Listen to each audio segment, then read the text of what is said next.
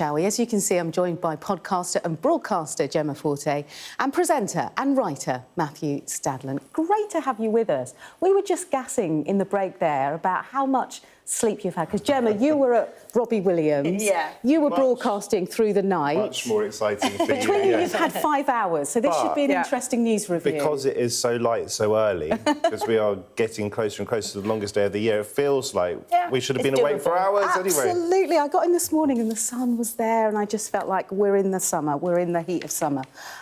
We'll start with the Sunday Times, please, Gemma. Yes. Badenoch, let bosses ban burqas in office. What a headline. Thoughts? My thoughts are that, again, it's sort of symbolic distraction and from sort of anything with any substance. I just feel like there's so many things going on in the world. This comes off the back of Sarah Pochin standing up, Reform MP, and she used her first ever question to the Prime Minister to ask about banning the burqa, and I just thought, wow, I mean, how ridiculous, really. And it turned out that her then chairman, no longer chairman, now something else, said this was a dumb thing to be doing. Yeah, it wasn't party line, which instantly displayed that there's no real communication. It sort of showed weakness within the party. It caused chaos, so hopefully she regrets that. And I just think, you know, again, it's like, if you're going to talk about the burqa, then you're talking about a couple of thousand people potentially in the UK. You know, when you've got so many other things that the British public are facing at the moment and struggling with, I just thought it just said a lot about her and the route that she wants to go, and it doesn't seem sensible to me. It's a sort of look over.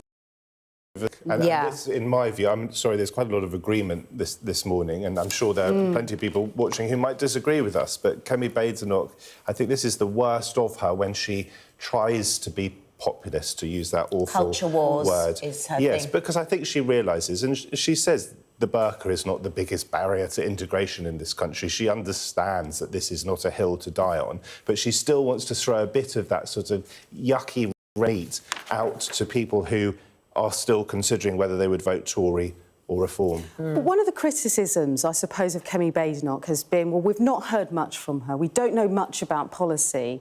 Is this her speaking, or perhaps spooked, to those people that are with Reform that might then consider coming back to the Conservative Party, Gemma? It just seems to me so premature as well at this point. I mean, we are years away from an election, not a year away, 2 years away even. And if this is what it's going to be like, I just feel like perhaps at the moment, you know, a bit of sort of, especially with Reform as well, if they really are serious, which I think they are, about having a bid to be in government, then shouldn't they be quietly getting on and planning and all those boring things that actually matter in politics? Because as we've seen across the pond, actually coming in and making sweeping statements and wielding a chainsaw and cutting everything, you know, it has consequences. And actually, really, politics should be much more boring. We need a return to boring. We need diligence, planning, and sensible governance. And the whole point about Kemi Badenoch's leadership, as she wanted us to understand it, was that she was supposed to be doing the hard yards. She was supposed to be doing the hard thinking. And then she gets accused, also understandably, I think, of creating a vacuum into which Nigel Farage steps. So then she's sort of throwing out these rather absurd statements. I mean, the burqa conversation is just an old debate for phone-in radio that is being reheated. I mean, she also talks about cousin marriage, and this is an example She also talks about, you know, if someone came into her constituency in her office to talk to her and they had a balaclava, say, she would equally then say, remove it, or I'm not talking. But how realistic is that? I mean, you could say, you know, if a pink cow was flying across the sky tomorrow and da-da-da-da-da, it just... like, why are we giving this so much oxygen? Look, I am not a fan of the burqa. I personally, I think it is a repressive symbol, but I also think that it would be rather ironic if we were trying to hate a tiny minority of Muslim women. We were doing that by telling them what they are not allowed to wear. Because isn't a great thing about being British that we can wear what we want? Yeah, and it's fewer than 1% of Muslim women. Fewer. I've probably seen one, if one, in London in 5 years. But the one issue was enough to spark a split within Reform. We know Zia Youssef is back in a slightly different role now, but that issue alone was enough to cause such a headache for Reform. He says that he resigned, and this is Reform pantomime. I actually don't think it will have an impact in the polls. I think most people don't know who he is and won't particularly care. But if you are studying it, this is pantomime politics. This is someone who resigns a couple of days ago, although he says now because of exhaustion, really, and also racist abuse, Online, which is horrific. And now he's back in a different senior role. And it does ask serious questions, actually, about Nigel Farage's capacity to lead a group of people. He's an immensely effective politician. No one would deny him that reality. But can he actually lead? And if you're going to be a prime minister of a country of nearly 70 million people, that's kind of important. He says they need Zia Youssef to do that. So, look, there's so much to come. We could spend the entire review talking about this one issue. Shall we move on to the front page of The Times, Matthew? And senior US official deeply concerned about espionage risk to sensitive financial data. Take us through this story. So this is about a super embassy that the last government said no to, and this government seems to be saying yes to, and it's a new Chinese embassy, and the concern for Americans, including, it's claimed here, the concern of President Donald Trump, is its location in between really important financial areas of London, and the worry, as you say, about the possibility of espionage.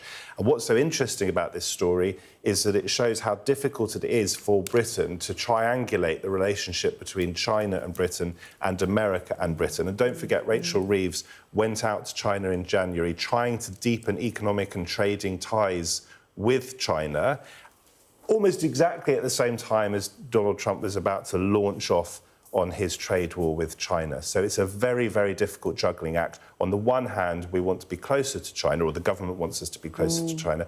On the other hand, China is arguably a threat to our national security. Yeah, really interesting. Linked to this too, the Sunday Express, the front page, Gemma, a British Army too small in a dangerous world. This is Jeremy Hunt promoting a book. Yes. You know, let's say that he's done the rounds on that, but he's saying that actually Britain face an immense risk because the army just isn't up to what it should be. And I think if you read the facts, he's correct. Like, there's meaning in there. It's slightly galling when it's like you were in power for 14 years.